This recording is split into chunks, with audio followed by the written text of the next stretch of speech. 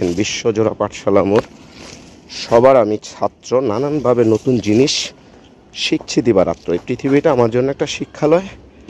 আমি প্রতিনিয়ত শিখছি, ভুল করছি, সঠিক করছি, চেষ্টা করছি ভুল থেকে এড়িয়ে চলার জন্য। যা কিছু সমালোচনা সেটি প্রত্যেকটা মানবিক জীবনেই থাকে, তবে সমালোচনা যে করে সে কতটুকু সঠিক সেটাও দেখার বিষয়।